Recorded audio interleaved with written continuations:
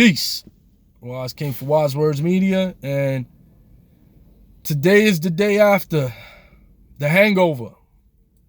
Yesterday, Kristaps Porzingas walked into the Knicks front office and demanded a trade which the Knicks front office complied and sent him, Tim Hardaway Jr., and Courtney Lee to Dallas in return for Dennis Smith Jr., Wesley Matthews, DeAndre Jordan, and 2 future first-round picks.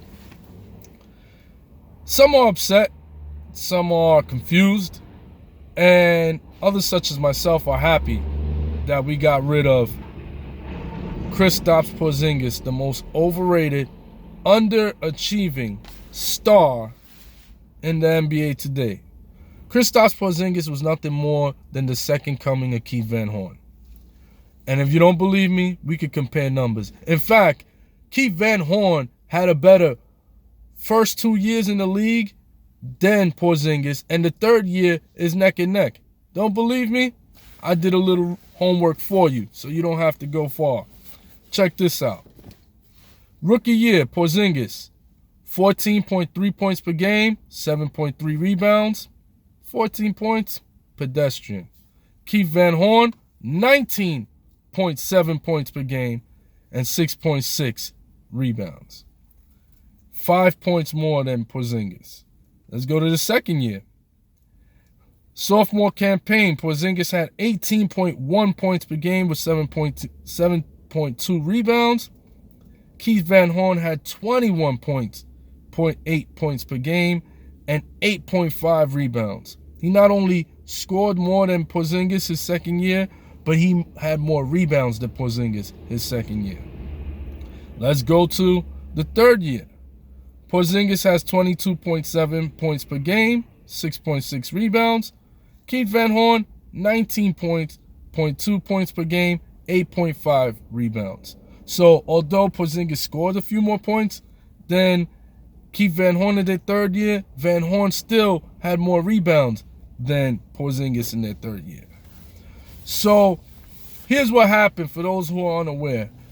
Porzingas was upset with the direction that the New York Knicks were going. The New York Knicks are, and it's no secret, the New York Knicks are tanking. That's why you sit a guy like Enes Kanter, who's your most productive player, a double-double machine, you sit him down, you're not playing him at all. That's why he kissed the floor when he got in the game. He's not playing anymore. He loves it in New York, but there's a plan in place. They're tanking because we're trying to get either Zion Williamson, R.J. Barrett, Ja Morant, Cam Reddish, one of these guys that it's a sensational draft class coming out this June, and the Knicks want in. So the Knicks are finally doing the right thing. They're finally shutting down the season because they know they want to turn this franchise around, and there's no better way to do it than with the draft. Kristaps Porzingas complained that they're losing too much, and the losing is not going to attract free agents. Really?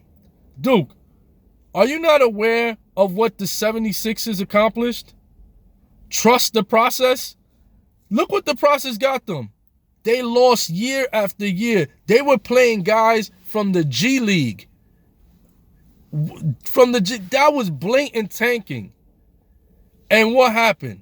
They struck a first-round selection in Joel Embiid. Then they struck another first-round draft pick. That was another gold mine in Ben Simmons. They started to they forged their foundation through tanking, through losing and picking good players and players that complement each other. So did that have any negative ramifications on the Philadelphia 76ers? Go ask Jimmy Butler, Porzingas. Jimmy Butler came to the Philadelphia 76ers because he sees what they have accomplished through tanking. They have Joel Embiid, one of the top 5 big men in the league today, and they have Ben Simmons, who has the potential to be a top 5 point guard in the league today. And Jimmy Butler said, oh, I fit perfect there. That's what the Knicks were trying to accomplish with this tanking situation. So he got impatient and he wanted to leave. So fine, let him go. So what the Knicks did was they dumped a lot of bad contracts. They dumped the Courtney Lee contract and the most horrible contract they had on the team, which was the Tim Hardaway Jr. contract. Hardaway Jr. was making way too much. So by moving Porzingas and these two bad contracts, they freed up over $70 million for this summer. And this summer, we have people, names like Kevin Durant, Kyrie Irving, Anthony Davis wants to be traded. You have Kawhi Leonard, Klay Thompson, Boogie Cousins, Kemba Walker. There's a nice list of free agents out there. So, of course, the main goal would be to get like a combo of Kevin Durant and Kyrie Irving. Of course, that's like the main thing. But, hey, even if you get one of these guys, you could always go for a Boogie Cousins, who can't demand max money because he has only played half a season. So you could get him for a nice chunk of money. You could get a Kemba Walker. And then you could give a max contract to Kawhi Leonard. Not to mention, if they continue the tanking process, we'll have a top 3, top 4 pick, and we can have one of those rookies. So now you can line up a Kyrie, a rookie, and Kevin Durant. Or, if that doesn't materialize, you could get a rookie. You could get Kemba Walker. So picture Zion, Kemba Walker, Kawhi Leonard, and Boogie Cousins. There's so many different ways that the Knicks could maneuver, which is exciting. For the first time, the Knicks have put themselves where they're looking young through the draft, and they have money for free agency. So this is actually a good trade in my perspective. It's risky, yes. It's risky. It's almost like a person going gambling and they won X amount and they put that whole amount out there and trying to double or nothing. And that's the risk in this. That's the only thing that I could see that's negative in here.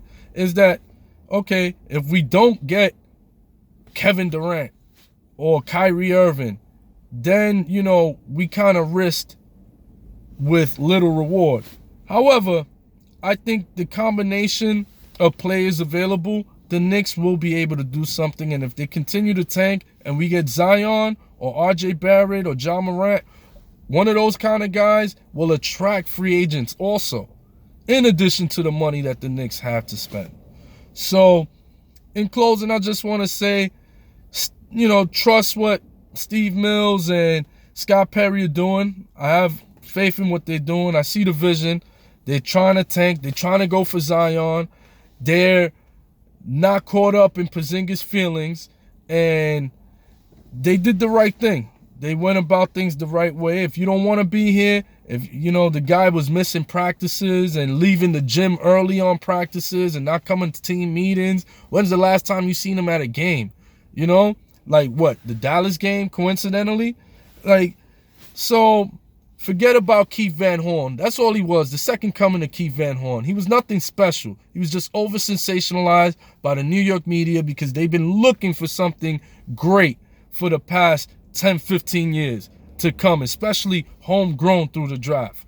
And all he was an okay player. He was good, but he wasn't great. He's all right, but he's not real. And on that note, let's go Knicks. Continue to tank. I'm loving what I'm seeing. If we could go 10-72 or whatever, let it happen.